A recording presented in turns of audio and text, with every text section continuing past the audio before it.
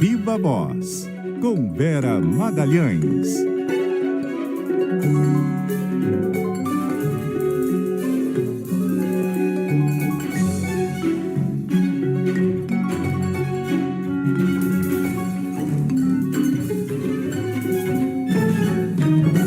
Vera Magalhães, muito boa noite, tudo bem? Oi, Débora, boa noite para você, para Carol, para quem nos ouve e nos assiste. Oi, Vera, boa noite.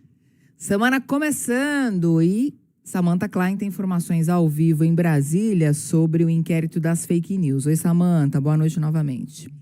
Oi, Débora, Vera, Carol, boa noite para vocês. Olha, o Conselho Federal da Ordem dos Advogados do Brasil protocolou hoje uma manifestação indicada diretamente ao presidente do STF, Edson Fachin, pedindo o encerramento do inquérito das fake news.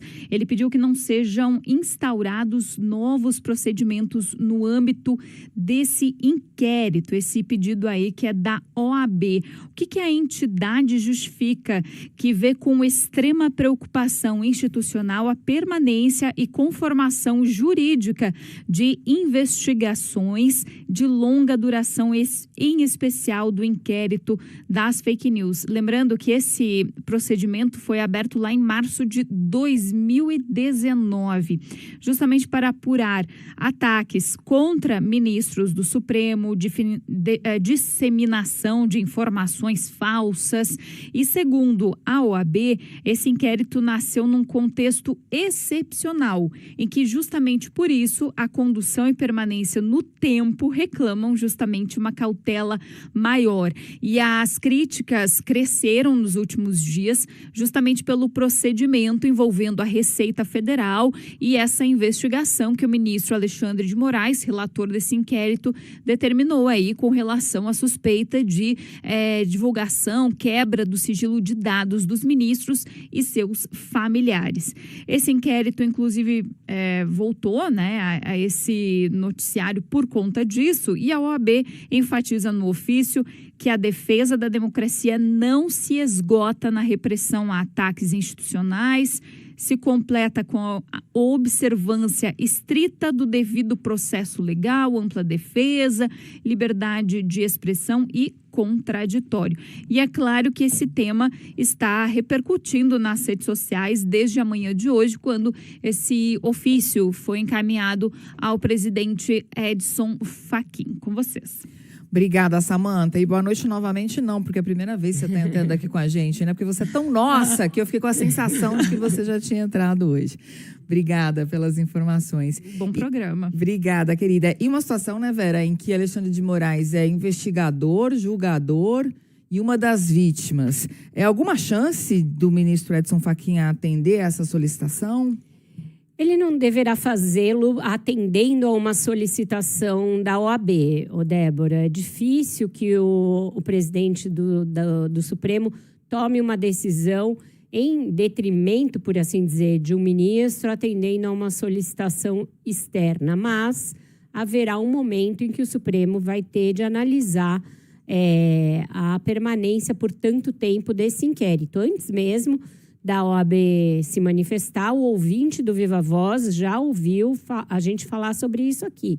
Na semana passada eu falei em 2 momentos a respeito do quanto que esse inquérito estava se prolongando. Eu escrevi a esse respeito no meu blog no Jornal o Globo. Depois vieram outras colunas e outras reportagens falando a respeito. Então a imprensa passou a cobrar de uma maneira mais sistemática em razão de mais esse ramo que se abriu dentro de um inquérito que foi criado originalmente em 2019 para investigar fake news e ameaças contra ministros da corte, mas que desde então já derivou para N assuntos, os mais diversos, todos eles reunidos sob essa justificativa de que se está tratando de ameaças institucionais ou de ameaças à democracia. Então, é um instrumento excepcional que foi dado a um ministro como relator e ele foi escolhido de ofício pelo então presidente do Supremo, ministro Dias Toffoli.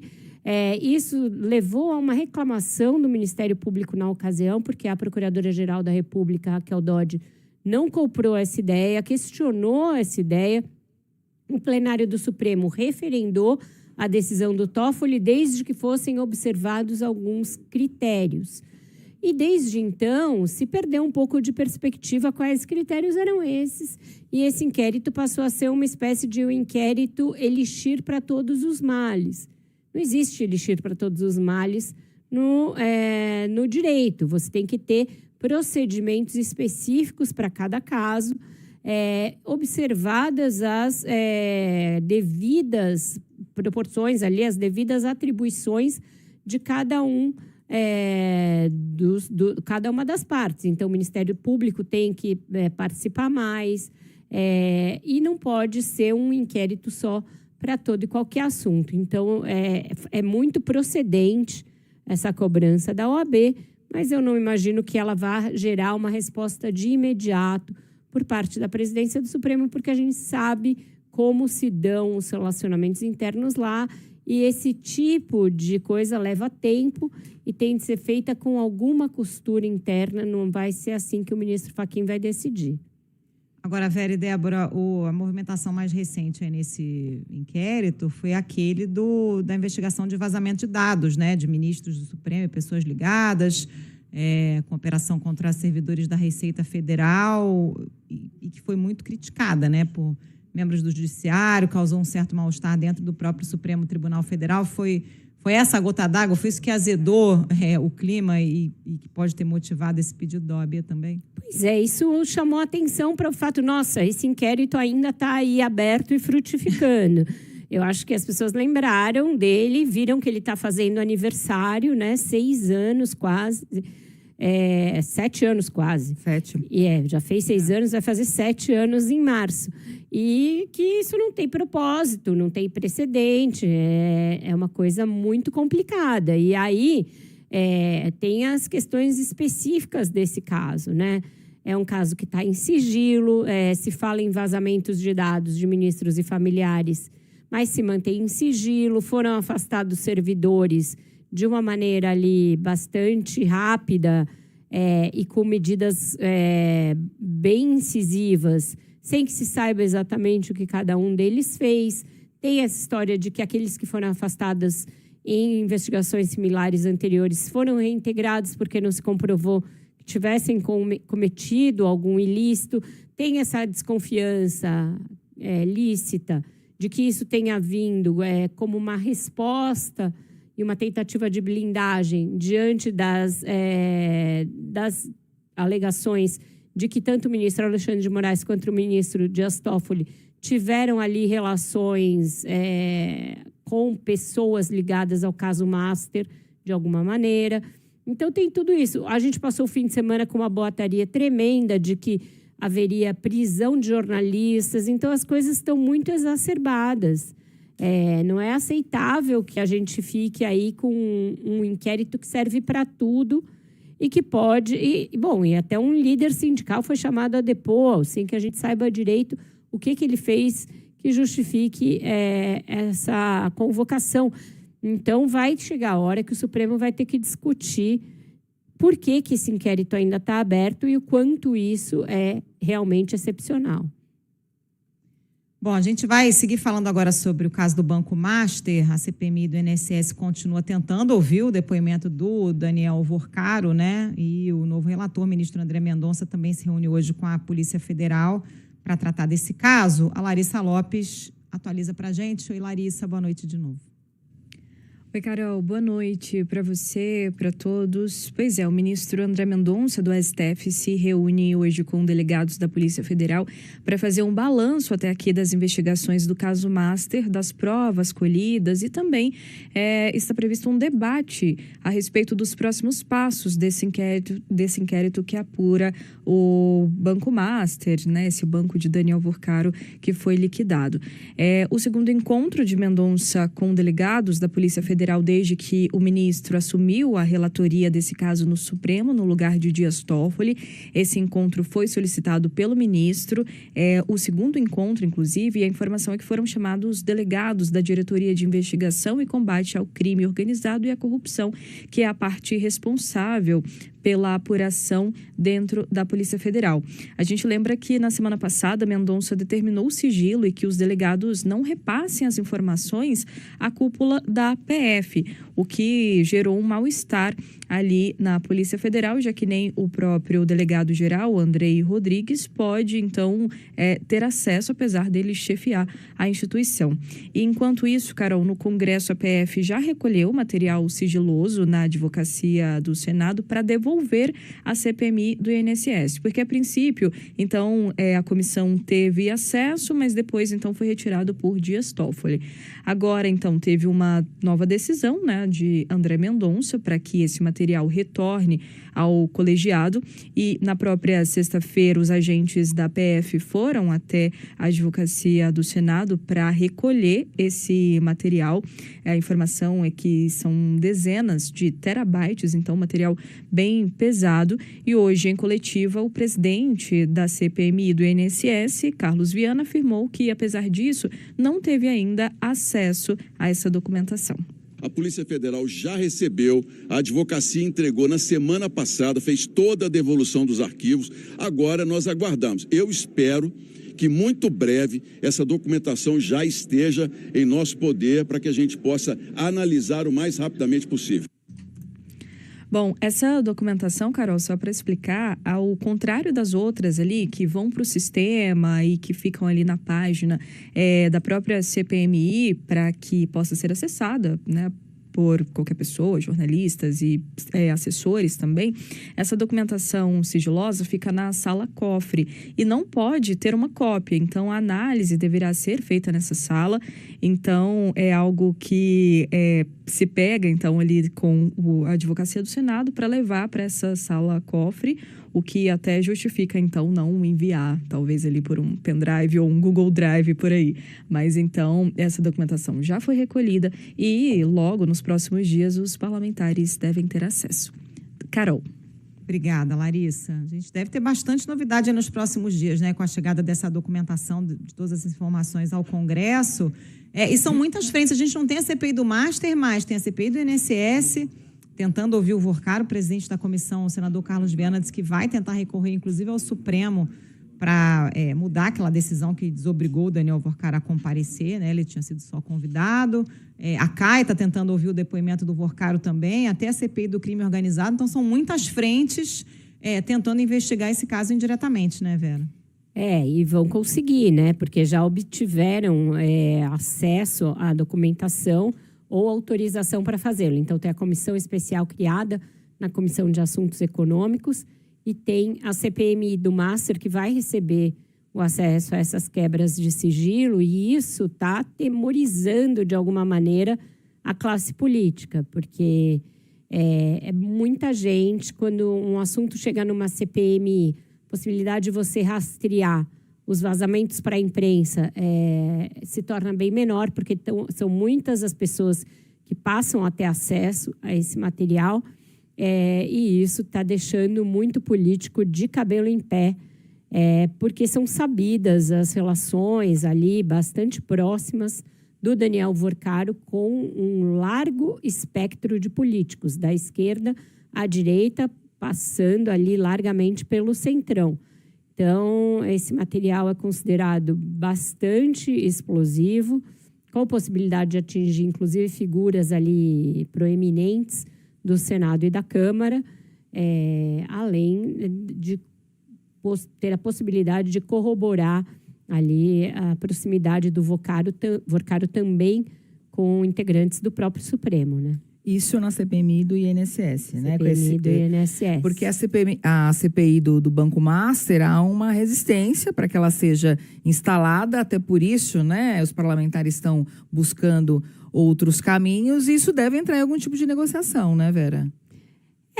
Eu acho que eles vão tentar dizer que agora que a CPMI do INSS já está com acesso a essa documentação, é desnecessário criar uma outra CPI. Também tem toda aquela alegação que persiste de que, olha, tem fila, existe uma fila para a criação de novas CPIs, teria que primeiro passar por essas que já estão na fila. Então, não vejo muito crescer a ideia de uma CPI específica do Master. Mas na CPMI do INSS, se eu falei do Master, foi um... Eu nem reparei, mas se eu cometi isso, foi um ato falho.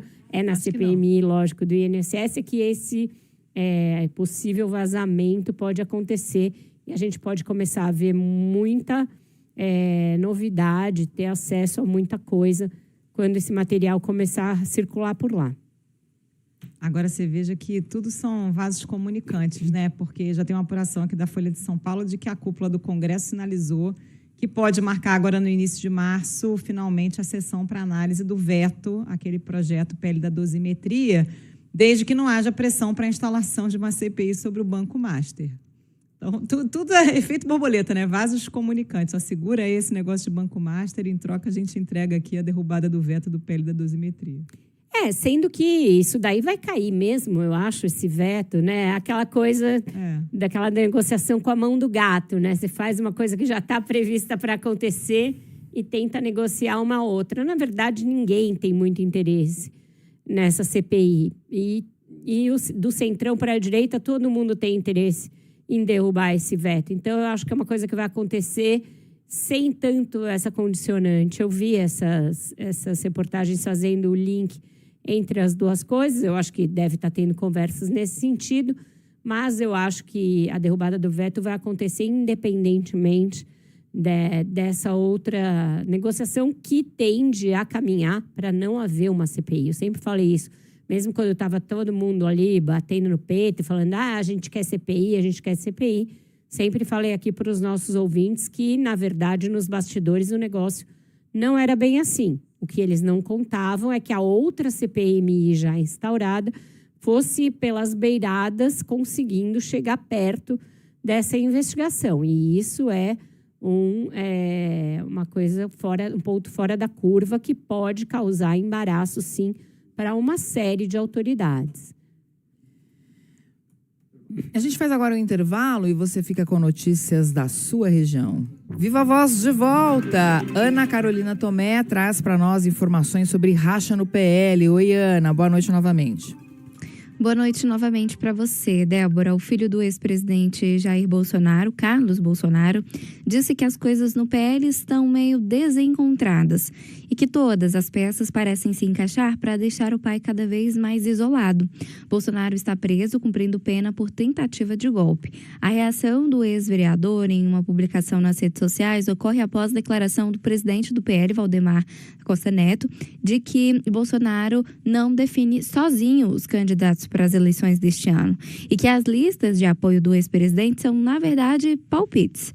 Valdemar disse à CBN que o acordo sempre foi Bolsonaro indicar candidatos ao Senado e ele indicar os governadores. A sugestão, segundo Valdemar, foi feita pelo próprio Bolsonaro. O líder do PL no Senado, Carlos Portinho, confirmou à CBN o acordo e disse que a prioridade é ter um número maior de aliados no Senado. Bolsonaro é responsável, e ele sempre disse, todos sabem, pelas indicações ao Senado e o partido, as indicações ao governo. E assim deve acontecer, tendo o Flávio como articulador do presidente Bolsonaro. Realmente, o presidente precisa, e disse, conversamos sobre isso quando visitei, eleger aqueles ao Senado, não só para que a gente tenha a maioria, mas aqueles alinhados com ele que não tenham rabo preso, senão nada adiantará. Em resposta ao presidente do PL, Carlos ressaltou que foi orientado que Bolsonaro faria, então, uma lista de pré-candidatos, que ele apoiaria tanto ao Senado como aos governos estaduais e que o PL poderia dar uma força, inclusive em outras situações. E acrescentou ser estranha a repetição de fatos como esse, segundo ele, de forma acentuada. Em uma outra publicação no X, Carlos declarou que o PL está organizado para atacar os filhos de Bolsonaro. Essa outra reação foi a fala do ex-assessor do deputado federal Nicolas Ferreira, que utilizou um trecho de um vídeo do ex-deputado federal Eduardo Bolsonaro para aumentar as tensões entre os dois. Inclusive, no sábado, após visitar Bolsonaro na prisão, Nicolas afirmou que Eduardo não está bem, ao dizer que ele e Michele estão com amnésia, uma vez que ainda não declararam apoio a Flávio Bolsonaro à presidência, o que demonstra a divisão dentro do partido, com troca de farpas frequentes entre os dois. Volto com você. Clima tenso entre os brothers, né, Vera? Será que isso vai até a eleição ou alguém vai jogar o chapéu? Jogar toalha, não é jogar o chapéu, jogar o toalha. Tem duas coisas aí que são constantes, né? A briga da Michelle Bolsonaro com os filhos do Bolsonaro é algo que permeou todo o governo dele. Teve momentos mais agudos e outros em que ficou mais ali nos bastidores, mas que sempre existiu. Nunca se toleraram. A ausência do Bolsonaro como um ponto de ligação visível ali, né? O fato dele estar preso e, portanto, recolhido e não estar apaziguando os ânimos, ajuda a acirrar esses confrontos. Então, ela já divergiu publicamente do Flávio Bolsonaro. Ela já teve um quiprocó enorme com o Carlos Bolsonaro no passado, que ele ficou proibido de entrar no Alvorada por um tempo, trocou as senhas do pai. Enfim, foi uma coisa bem séria. E agora, nesse fim de semana, ela postou um stories em que ela supostamente estava fazendo uma comida para levar para o Bolsonaro, estava ali fritando umas bananas. E o apelido do Eduardo Bolsonaro, conhecidamente, né, até a própria direita trata assim, é bananinha. Então, ficou ali o recado nada subliminar, não muito sutil, de que se tratava de uma alfinetada, uma garfada, no caso, num dos filhos do ex-presidente. E tem a questão do PL. Todo lugar que o Bolsonaro vai, que seus filhos vão, todo partido, em algum momento tem uma briga por controle da legenda. E o Valdemar Costa Neto, era óbvio que ele não deixaria a família Bolsonaro comandar tudo dentro do PL. O cofre, a chave do cofre sempre ficou com ele. E ele gosta de ter ali a possibilidade de decidir, principalmente sobre chapa de deputado federal.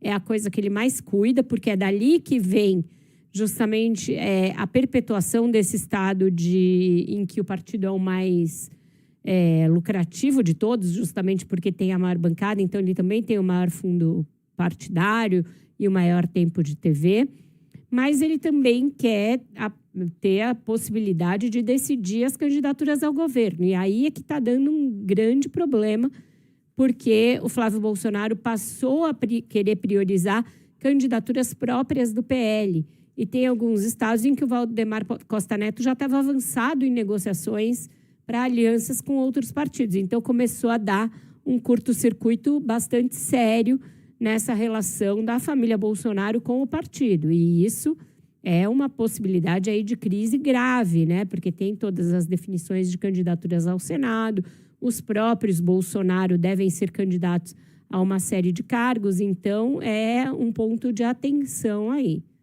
E, paralelamente a isso, enquanto a família Bolsonaro está nesse curto-circuito, tem expectativa por uma nova reunião de Flávio Bolsonaro com o governador de São Paulo, Tarcísio de Freitas, e com a presença também do Gilberto Kassab, para sacramentar e como é que vai ficar esse tabuleiro político na eleição, né?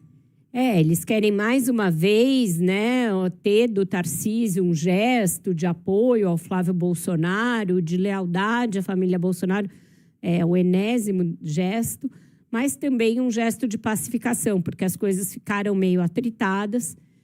E nessa conversa, deverão também dialogar sobre a possibilidade de mudança de partido do Tarcísio. Ele é muito resistente a essa ideia de ter de ir para o PL para disputar a reeleição, para ter o apoio da família Bolsonaro. Ele gostaria de permanecer no Republicanos, que é o partido dele. E tem essa grande discussão sobre qual partido vai dar a vice, qual partido vai indicar os candidatos da chapa ao Senado. Então, tem muita negociação para ser feita.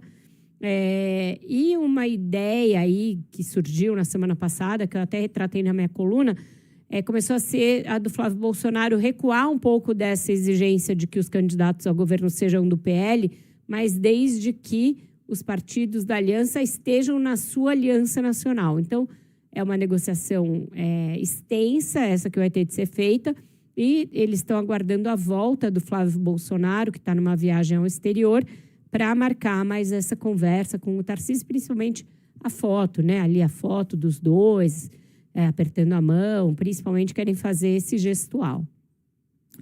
Muito bem, a gente faz mais um intervalo e na sequência tem Eduardo Graça para comentar os assuntos internacionais. Eduardo Graça que está em Londres, vai trazer informação quentinha para a gente.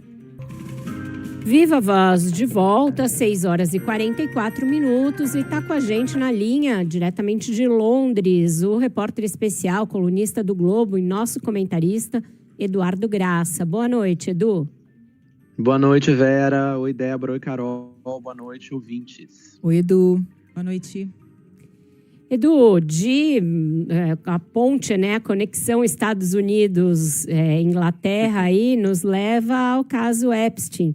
A polícia britânica prendeu hoje um cardeal aí do Partido Trabalhista, o ex-embaixador do Reino Unido nos Estados Unidos, nomeado pelo primeiro-ministro e acusado do mesmo crime que levou à prisão do ex-príncipe Andrew. Adoro a coisa de ex-príncipe. Enfim, como é que a Inglaterra está lidando com essa sua conexão com o caso Epstein e qual é o tamanho do golpe para o governo trabalhista da prisão de um dos seus principais expoentes? Foi um golpe duríssimo, a coisa aqui está complexa, né, Vera? O desgaste para o governo trabalhista só aumenta, né? O Peter Mandelson, além de ser cardeal do Partido Trabalhista, diplomata, é um lord, né? Lord Mandelson. Foi nomeado, como você apontou aí, pelo primeiro-ministro no ano passado, para um cargo que é mais importante do que muito ministério aqui no Reino Unido, que é o de embaixador nos Estados Unidos, e para um governo que estava começando, né? Que era o governo Trump. E ele e o ex-príncipe, é difícil falar ex-príncipe mesmo, né? Mas enfim, ele e o ex-príncipe Andrew foram presos pela acusação de terem passado informações privilegiadas para o Jeffrey Epstein, né? Que além de comandar aquele esquema de tráfico internacional de mulheres de pedofilia, a gente tem sempre que lembrar, ele fez fortuna gerindo, né, administrando o dinheiro de muita gente rica, dos dois lados do Atlântico. E as prisões caíram aqui como uma luva para os que, à direita e à esquerda, afirmam que esse caso Epstein ofereceu a prova final aqui no Reino Unido de que as elites britânicas acreditam mesmo que vivem à margem das regras. No caso do, vou dizer de novo, ex-príncipe, inclusive, hoje apareceram também, Vera, indícios materiais de que ele teria pedido, é sério isso, reembolso, ou seja, para que o contribuinte pagasse por massagens que ele recebeu de moças quando era enviado especial de comércio do Reino Unido nos Estados Unidos. Enfim, a imagem da elite política e da nobreza nunca tiveram tão em baixa aqui no Reino Unido. E nas urnas a gente já vai ter uma ideia do tamanho desse tombo em 3 dias, na quinta-feira, quando os eleitores aqui de um distrito na área de Manchester, que é um bastião trabalhista, vão votar num pleito especial para uma cadeira no parlamento. As sondagens internas dos partidos estão mostrando que o governo vai perder feio e que deve ter uma expansão tanto da ultradireita xenófoba, lá do Reform UK, quanto também da esquerda via Partido Verde. Os candidatos das duas siglas estão com campanhas lá em Manchester focadas na denúncia dos abusos cometidos pelas elites. É uma eleição pequena, regional, mas que a gente deve olhar com lupa para entender se o Reino Unido pode ser, especialmente se o Reform crescer muito, o próximo palco aí para uma experiência de algo assim como um trumpismo britânico personificado pelo líder do partido, Nigel Farage. E Edu, do outro lado do Atlântico, o presidente Donald Trump faz amanhã o tradicional discurso da União, que é um espaço em que ele passa limpo, deve passar limpo o primeiro ano do governo. Como é que deve ser esse discurso de Trump por ele mesmo? Bom, claro que ele vai dizer que foi tudo incrível, né? E que tudo foi melhor ainda do que se poderia se imaginar. Mas ele é sempre imprevisível, a verdade é essa. E a aposta assim, que eu faço é que ele vai se aprofundar em 3 tópicos. O primeiro são os tarifaços. E se os juízes da Suprema Corte que votaram contra os interesses da Casa Branca na semana passada tiverem presentes, eles vão levar cotoveladas e provavelmente vão fazer ali uma cara de paisagem de magistrado americano. Também não é impossível que ele anuncie amanhã mais tarifas além das 15% que estão valendo nesse momento. Outro tema que é a expectativa de que ele deve tratar é o Irã, com todo o aparato militar dos Estados Unidos posicionado nesse momento para um ataque. A lógica do regime dos ayatolás parece ser a de que é mais arriscado internamente para eles, ainda mais com o retorno dos protestos nas ruas do país, não julgar a Carta da Soberania Nacional e não ali, por baixo dos panos, fechar algo para não ser atacado. O que a gente não sabe é o tamanho dessa provável agressão, se vai ser algo parecido com o ano passado, quando os ataques foram concentrados nas áreas que os Estados Unidos identificaram como de produção nuclear para ajudar ali Israel, que estava em guerra com o Irã, ou se a ambição é maior, que é uma ambição de mudança de regime com consequências muito maiores para o planeta, inclusive, mas não só por conta da escalada do preço do barril do petróleo. E o discurso do Estado da União pode ser usado pelo Trump para ele fazer bem ao seu estilo uma espécie de anúncio formal desse ataque ali ao Congresso, né? Ele faz esse discurso no Congresso, que constitucionalmente teria que aprovar qualquer guerra, embora isso não queira dizer muito para essa Casa Branca. E o terceiro grande tópico que eu aposto é a segurança nacional, né? O financiamento brecado aí pelo Partido Democrata do Departamento de Segurança Interna, que o guarda-chuva dele está as polícias de imigração, ali o ICE, as polícias de fronteira, centrais para o projeto de deportação em massa de imigrantes não documentados do Trump e muito impopulares após a morte de cidadãos americanos. O que eu quero prestar muita atenção é que narrativa que o Trump vai apresentar amanhã para não tratar da perda de vidas americanas por agentes mal treinados, pessimamente liderados e certos da impunidade. Ô, Edu, um outro tema que eu queria trazer aqui para te ouvir, essas imagens muito impressionantes que a gente está vendo do México, né, com bloqueios de estradas, troca de tiros no aeroporto internacional, uma reação muito violenta do crime organizado à morte do traficante El Mencho, que comandava o mais violento cartel de drogas do país, né? O que mais te chamou a atenção nisso tudo? Como você pontuou, né, o tamanho e o impacto dessa operação, os turistas, né, ficaram, alguns deles detidos, muitos detidos num zoológico em Guadalajara, por exemplo, onde eles estavam visitando, não puderam sair. O tamanho da reação do crime foi, assim, impensável. Mas eu queria destacar uma outra coisa, eu queria destacar a habilidade da presidente do México, Claudia Sheinbaum, uma política de esquerda, que conseguiu celebrar a ação das forças mexicanas, saudar a ajuda da inteligência americana, ao mesmo tempo que também sublinhou que não houve participação militar dos Estados Unidos em solo mexicano. Me chamou a atenção essa capacidade dela, da presidente, de se equilibrar entre trabalhar com o governo Trump sem abrir mão da soberania na hora de lidar com o crime organizado. Acho que nós, no Brasil, devemos ficar especialmente atentos para os próximos passos do governo mexicano na batalha deles contra o narcotráfico e na participação americana nessa guerra. Até porque a gente também vai ter que lidar de novo com o governo americano na questão das tarifas, que está aí bastante indefinida, né, Edu? Exatamente. E na questão, claramente, da violência no Brasil e dos grupos organizados do crime no Brasil, que o governo Trump tem interesse, e a direita brasileira também, em que a interferência do governo americano seja não só de inteligência, mas que seja uma interferência mais direta. Então, todos esses temas são temas que nos falam diretamente, podem estar distantes aparentemente, mas eles tratam diretamente do Brasil, especialmente no ano eleitoral. É isso aí. Eduardo Graça, direto de Londres, com a gente todas as segundas-feiras. Até semana que vem, Edu. Até. Um abraço para todos. Até, Edu. Beijo. Gente, vamos voltar a falar de eleição. A gente tem falado aqui no Viva a Voz sobre as movimentações do Rodrigo Pacheco, que deve ser o candidato ao governo de Minas com apoio do Lula. Mas, para isso, teria que mudar de partido, né? O Wender Starnes está de olho nessa movimentação. Sabemos qual vai ser o futuro do Pacheco, Wender? Boa noite.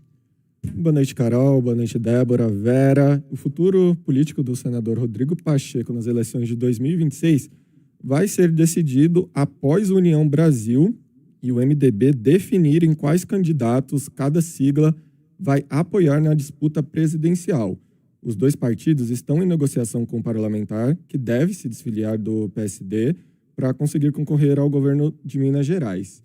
Interlocutores do ex-presidente do Senado Federal afirmam que há uma preocupação para que ele não faça uma mudança partidária que apoie, na disputa nacional, nomes ligados ao bolsonarismo. Isso porque o principal entusiasta da candidatura do senador ao comando do governo do estado é o presidente Lula.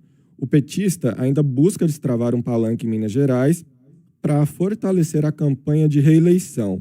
A avaliação é de que o nome de Pacheco é competitivo e pode ampliar a mobilização eleitoral e impulsionar o desempenho do PT. Antes do Carnaval, Lula esteve com Pacheco e falou sobre a importância dele encabeçar uma chapa no Estado. Os dois vão voltar a conversar após a viagem do petista à Ásia para definir os caminhos mais favoráveis na eleição. Aliados de Pacheco afirmam que a escolha vai ser feita por ele, mas sem a interferência de outras pessoas. No entanto, Lula tem conversado com integrantes do União Brasil e do MDB para ajudar o senador a tomar a melhor decisão. No PT, o nome do ex-presidente do Senado já é dado como escolha certa, apenas a mudança partidária precisa ser concluída. Além disso, o entorno do senador avalia que, entre os entraves para a negociação com a União Brasil, está a federalização do partido com progressistas.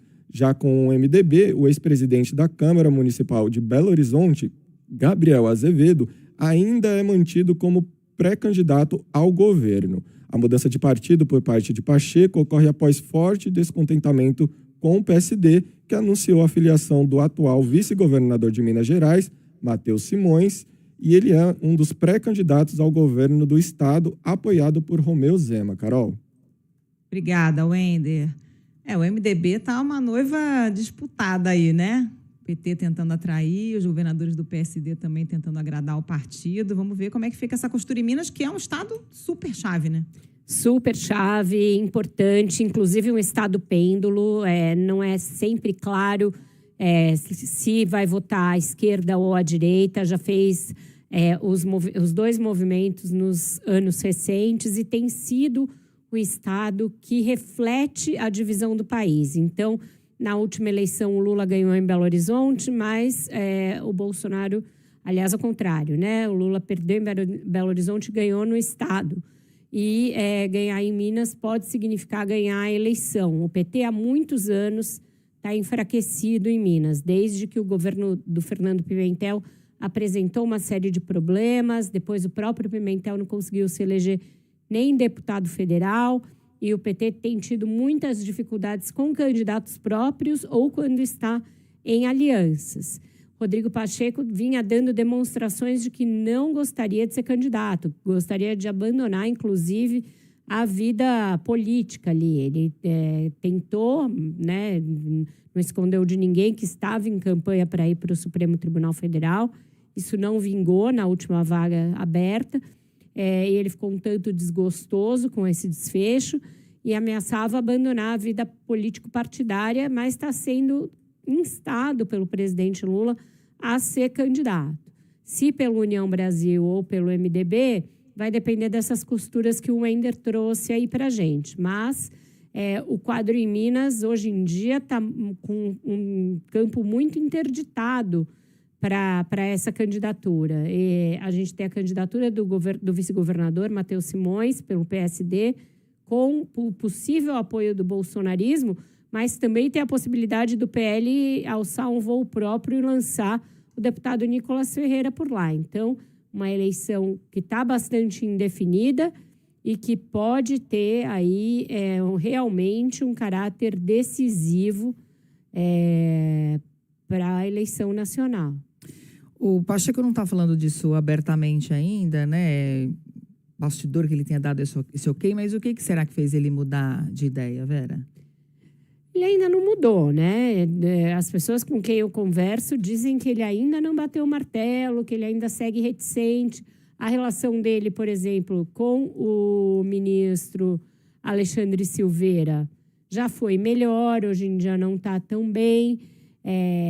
Andaram se estranhando nessa questão aí do PSD e das mudanças do PSD. Então, vai depender de uma série de conversas. Eu acho que a volta do Lula da Ásia vai ter também esse caráter aí de começar a sentar de vez para fechar todas as possibilidades que ele abriu de palanques. Então, tem Minas para discutir, tem a questão de Pernambuco, porque lá a governadora Raquel Lira gostaria de ter o apoio dele, mas o prefeito João Campos, que vai ser candidato ao governo, reivindica a primazia desse apoio pelo fato do PSB ser um partido ali que está há mais tempo com o presidente e ser garantido, ser uma bola de segurança no apoio ao Lula. Tem essa questão do palanque do Eduardo Paes no Rio, que ficou meio ali dividido, uma bola dividida com o Flávio Bolsonaro. Tem a questão de São Paulo, que ele tem que definir, e nos últimos dias começou a ganhar muita força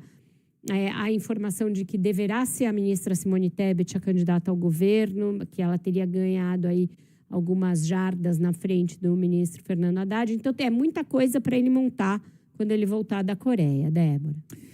E assim terminamos o Viva Voz de hoje, mas amanhã tem mais. Beijo, Vera. Obrigada. Amanhã tem mais. Semana agitada em Brasília. Eu vou estar direto de lá, transmitindo da nossa sucursal lá junto com os nossos repórteres. Até amanhã. Beijo, Vera. Até amanhã.